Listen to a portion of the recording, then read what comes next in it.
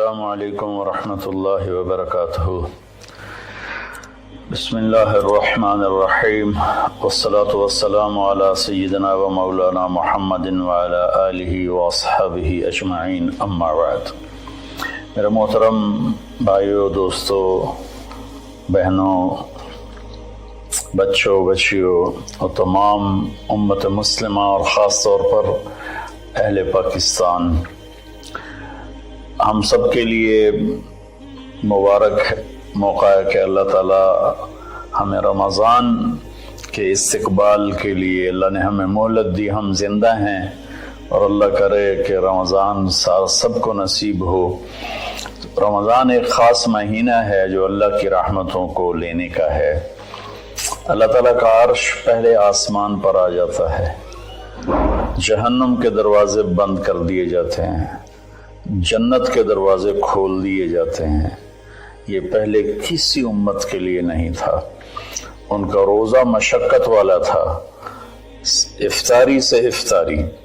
ہمارا روزہ اس کے مقابلے میں بہت آسان ہے، سحری بھی افطاری بھی۔ ان کی نماز تراویح نہیں تھی، ہماری نماز تراویح ہے قرآن سننے کے لیے، قرآن کو زندہ رکھنے کے لیے۔ تو اللہ تعالیٰ کی طرف سے اعلان ہوتا ہے، 24 گھنٹے دن رات یہ اعلان ہوتا ہے، هل من مستغفر فاغفر له، هل من تائب فاتوب علیہ، هل من سائل فاعطیہ۔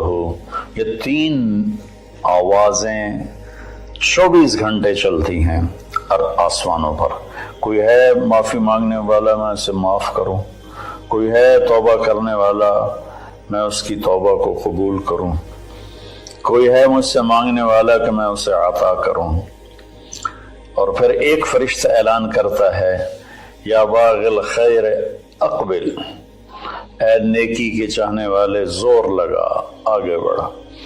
اور دوسرا فرشتہ اعلان کرتا ہے، یا باغ الشر ادبر، اے گناہوں میں ڈوبے ہوئے انسان واپس آ جا، اللہ کی چھاؤں میں آ جا، اللہ کی رحمت میں آ جا، اللہ کی بخشش کی چادر میں اپنے آپ کو چھپا لے۔ اور اس میں فرض 70 فرض کے برابر ہو جاتا ہے، نفل فرض کے برابر ہو جاتا ہے۔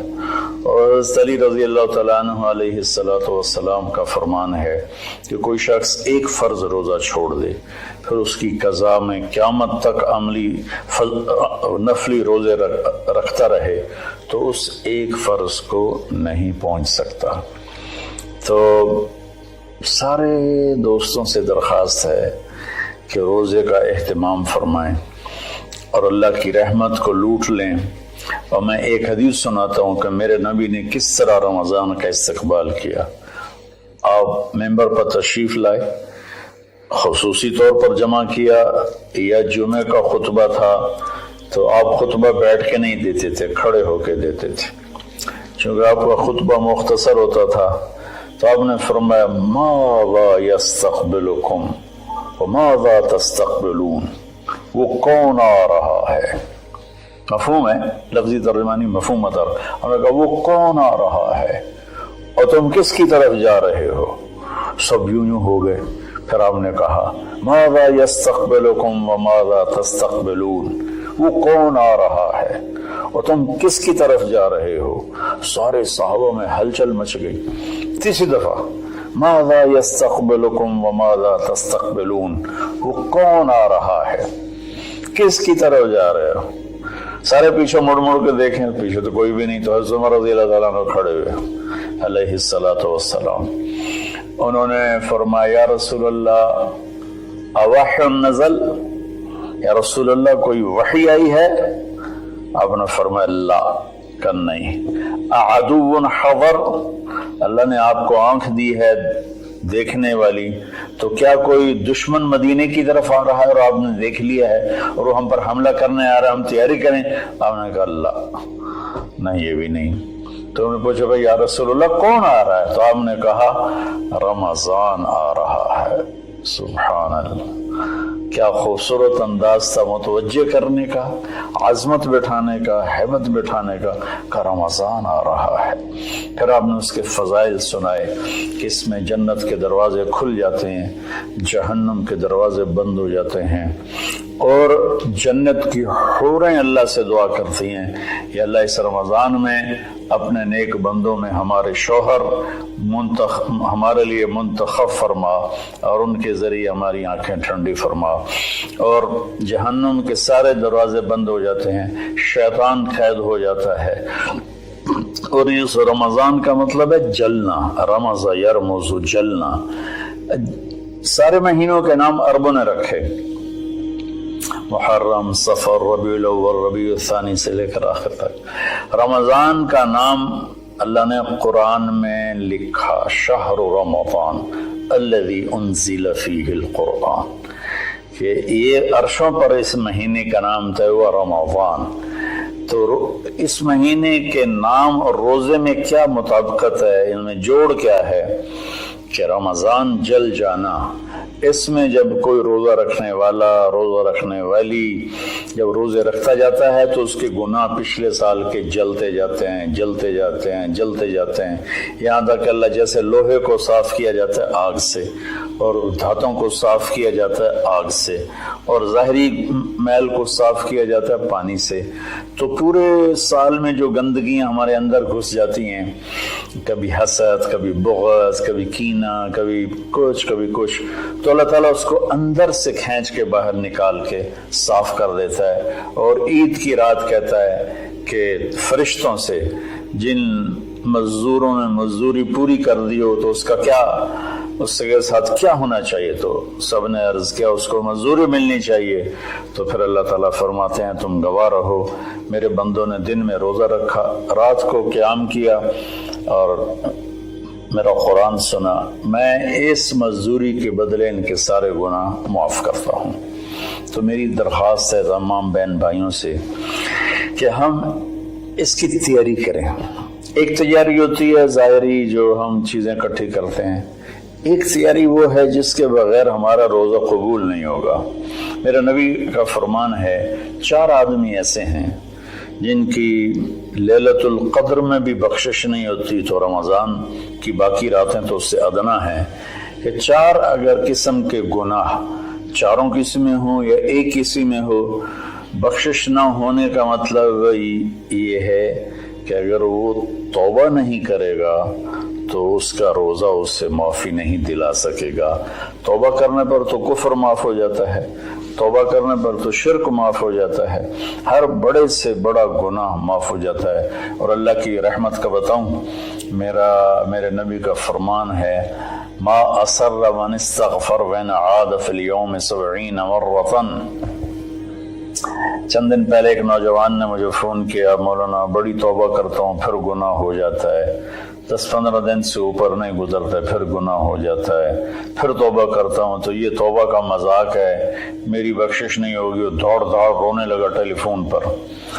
تو جب تھوڑا اس کے آنسو روکے تو میں نے اس کا بیٹا تو میں ایک حدیث سناتا ہوں کہ میرے نبی کا فرمان ہے جو دن میں 70 دفعہ توبہ توڑے، اور 70 سے مراد 10 7 70 نہیں، عربی میں 70 سے مراد ہوتا بے شمار۔ میرے نبی نے فرمایا کہ جو دن میں 70 دفعہ توبہ توڑے اور پھر توبہ کر لے سچے دل کے ساتھ، تو میرے رب کی نظروں میں وہ محبوب ہے، وہ اس کا پیارا ہے، چاہے وہ بار بار توبہ توڑتا ہے لیکن اس کے بعد وہ روتا ہے، معافی مانگتا ہے، اور آخری سانس تک اللہ نے توبہ کا دروازہ کھلا رکھا ہے۔ باب التوبۃ مفتوح ما لم یغرغر، جب تک گلے کا وہ گھنگرو بند نہیں ہوتا اس وقت تک اللہ تعالیٰ بندے کی توبہ کے لیے دروازہ کھول کے بیٹھا ہوتا ہے۔ موت نظر آنے لگے پھر کہے یا اللہ میری توبہ، تو وہ قبول نہیں ہے، لیکن اس سے 1 منٹ پہلے اسے پتہ نہ ہو وہ توبہ کر لے تو اللہ اس کی توبہ معاف کرتا ہے۔ میں ایک دفعہ جماعت میں گیا نواب شاہ، تو ایک گھر میں بڑے وڈیروں کو اکٹھا کیا، تو آخر میں توبہ کراتا ہوں، کہو یا اللہ میری توبہ، یا اللہ میری توبہ، یا اللہ میری توبہ۔ تو اس میں ایک وڈیرا صاحب تھے، بڑی بڑی مونچھیں تھیں، بڑا ہیوی ویٹ، ان کی آواز سب سے بلند تھی، یا اللہ میری توبہ، یا اللہ میری توبہ، یا اللہ میری، اور ساتھ رو رہے تھے زار و قطار۔ واہ میرے رب!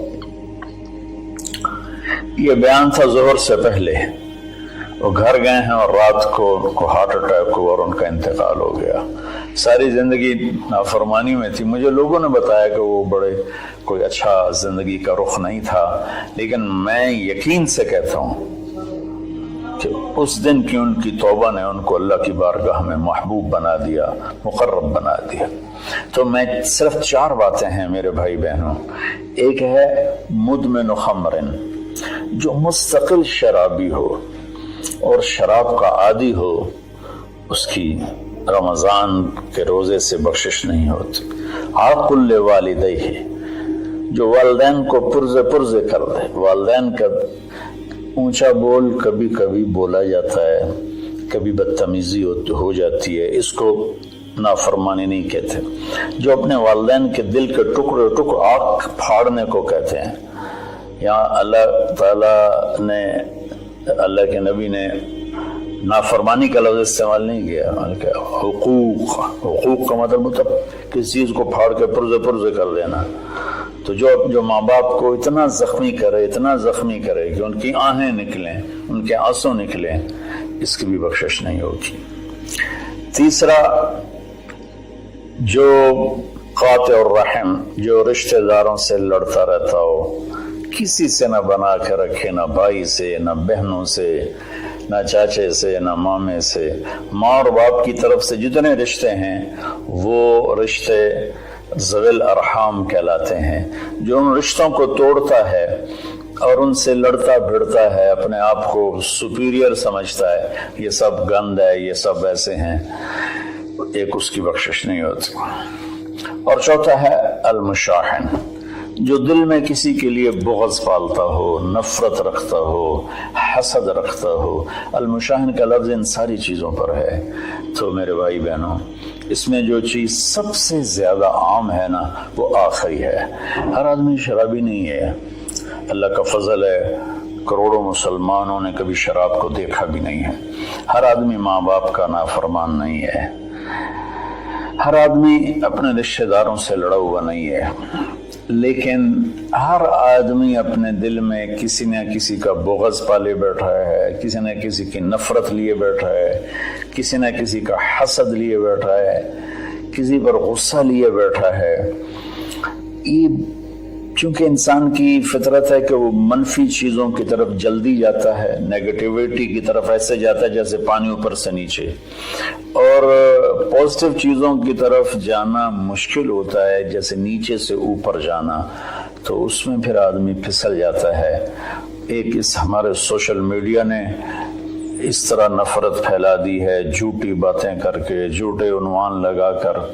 تو میری گزارش ہے سارے بہن بھائیوں سے، ہم رمضان کی تیاری کریں۔ کیا تیاری کریں؟ ہم اللہ نہ کرے کوئی شرابی ہو، کوئی ہے تو اللہ کے واسطے توبہ کر لے۔ اللہ نہ کرے کہ کوئی ماں باپ کا نافرمان ہو، ہیں بہت سے ہیں، کوئی ہیں تو وہ توبہ کر لیں۔ اللہ نہ کرے کوئی رشتہ داروں سے لڑتا رہتا ہو، کوئی ہے تو وہ توبہ کر لیں۔ میرا رب نہ کرے کہ ہمارے دلوں میں میل ہو، ہم اپنی میل کو صاف کر لیں۔ میرے نبی نے فرمایا کہ اے میرے بیٹے انس، میری ایک عظیم الشان سنت ہے، میں شارٹ کٹ کر کے بتا رہا ہوں، اگر تو اس پہ قابو پا گیا تو جنت میں میرا ساتھی بن جائے گا۔ اور وہ یہ ہے کہ اس دل کو پوری دنیا کے انسانوں کے کھوٹ سے پاک کر دے۔ لیس فی قلبک غش لأحد فافعل۔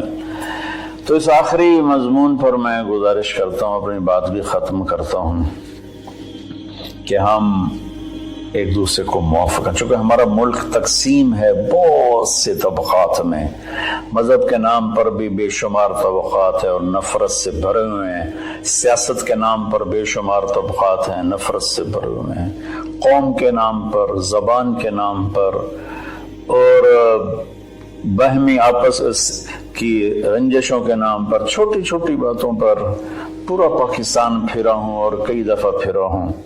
हमारे दिल बहुत ज़्यादा गंद से भरे हुए हैं। तो मैं सबके सामने हाथ जोड़ता हूँ, भाइयों अपने दिलों को साफ करो, सबको माफ़ करो।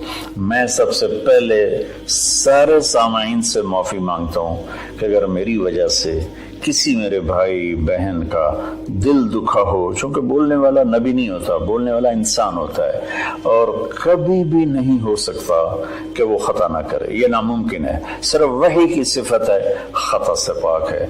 बाकी बड़ी से बड़ी किताब हो लिखने वाले या बोलने वाले की ज़बान हो, उससे ख़ता कबूल निकलता है।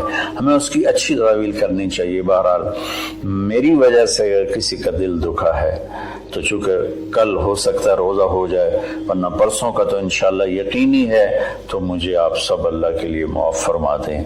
मैं नहीं चाहता हूँ कि मेरी वजह से मेरे किसी मुसलमान भाई बहन के दिल में कदूरत हो और मैं उसका सबब बनूं। तो मैं सबसे माफ़ी मांगता हूँ, हाथ जोड़ के माफ़ी मांगता हूँ और आपसे दुआ का तलबगार हूँ। चूँकि मैं हर वक्त बोलता हूँ, मेरी बात अल्लाह ताला लोगों तक पहुँचाता है, तो उसमें ऊंच नीच भी हो जाती है, गलत भी हो जाता है, सही भी हो जाता है। तो इसलिए सबसे पहले मैं अपनी तरफ से माफ़ी मांगता हूँ और मैं आपसे कहता हूँ सबको माफ़ कर दें। वो छोटी छोटी बातों पे लड़, इससे मुझे खाने पे नहीं बुलाया, बोलचाल बंद हो गई, इससे मुझे सलाम नहीं किया, बोलचाल बंद हो गई। इतने छोटी छोटी बातों पे हमारी लड़ाइयाँ चल रही हैं। इसने हमें रिश्ता नहीं दिया, बोलचाल बंद हो गई। तो बहुत छोटी छोटी बातें हैं जिस पर लड़ाइयाँ शुरू हो जाती हैं, नफ़रतें शुरू हो जाती हैं। तो मेरी आप सबसे गुजारिश है कि हम रोज़े का एहतमाम करें, तरावी का एहतमाम करें। रमज़ान में कुरान उतरा और रमज़ान की सबसे बड़ी इबादत कुरान की तिलावत है। सारे ज़िक्र अज़कार सिवाय जो सुन्नत अज़कार हैं वो करके बस सारा दिन आप कुरान पढ़ें। मेरे एक दोस्त हैं, मेरे साथी थे रायमंड में, मौलवी सनाउल्लाह साहब, वो रमज़ान में एक दिन में कुरान ख़त्म करते हैं। अब बीमार हो गए हैं तो 3 दिन में करते हैं। उनका सारे साल का मामूल है, 3 दिन में कुरान ख़त्म करते थे।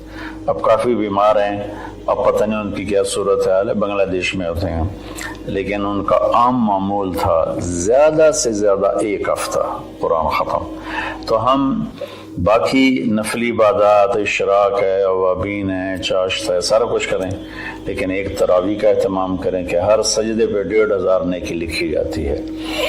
और एक कुरान की तिलावत का एहतमाम करें, झूठ ना बोलें, गीबत ना करें, हसद ना करें, बोझ ना रखें, माँ बाप से नाराज़गी ना हो, शराब से दूरी हो। ये चंद चीज़ें हैं। और इस वक्त हम एक बड़ी मुश्किल से गुजर रहे हैं जो कि एक वबाई मरज़ की शक्ल में पूरी दुनिया पे छा गई है। और अल्लाह ताला ने एक ज़र्रे के सभी छोटे जरासीम के ज़रिए अल्लाह ने पूरी कायनात को हिला के दिखा दिया है कि रब्बुस समावाति वल अर्द फस्तबिर लिइबादतिही हल तअलमु लहू समिया। क्या चैलेंज है इस लफ्ज़ में। अल्लाह कहता है कोई तेरे रब के मुकाबले में आने वाला है? सुभान अल्लाह। तो अल्लाह ने ताकतों को झुका दिया और उनके नाक ज़मीन पे रगड़वा दिए। तो इस वक्त ना हमारे मालदार लोग तकलीफ़ उठा रहे हैं। कई मेरे दोस्तों ने बताया कि अरबों रुपए का माल तैयार किया, क्योंकि हमारा सीज़न था और वो स्टॉक हो गया, सारा पैसा उसमें पड़ा हुआ है, ख़रीदार कोई नहीं है, उधार भी कोई नहीं लेता है। तो सबसे ज़्यादा जो मुतासर है वो हमारे गरीब लोग, दिहाड़ीदार और रोज़ाना की मेहनत करने वाले, रेहड़ी वाले, छाबड़ी वाले, साइकिल पे फेरी लगाने वाले और अपनी कुदाल लेकर चौक में बैठे होते हैं कि कोई काम पर ले जाए। तो मैं हाथ जोड़ता हूँ, अपनी ज़कात जितनी आप निकाल सकते हैं इन गरीबों को ढूंढ ढूंढ कर इनके घरों तक पहुँचाएं। चूँकि एक लॉकडाउन की शक्ल बनी हुई है तो एहतियात से चलना फिरने की तो इजाज़त है, गवर्नमेंट ने दी हुई है, تو میری درخواست ہے کہ اس وقت زکوٰۃ کا سب سے زیادہ حقدار وہ طبقہ ہے جن کے گھر میں فاقے ہیں اور چولہے نہیں جل رہے، چونکہ روز کی تازہ کھاتے تھے۔ اس وقت ہمارے غریب بہن بھائی وہ سب سے زیادہ آپ کی زکوٰۃ کے حقدار ہیں۔ کھول دو اپنے تجوریوں کے دروازے، وہ اللہ کے نام پہ دو۔ اس وقت آپ کی زکوٰۃ، صدقات، خیرات ساری کی ساری ان کو جاتی، کھانے بنا بنا کے بھیجو، راشن کے پیکٹ بنا کے بھیجو۔ یہ اس وقت آپ کی نوافل سے بھی بڑی عبادت ہے، اور زکوٰۃ تو ویسی فرض ہے۔ تو اللہ تعالیٰ مجھے آپ کو اس رمضان میں زندہ بھی رکھے اور اس کے آداب کے مطابق ہمیں کام کرنے کی توفیق دے۔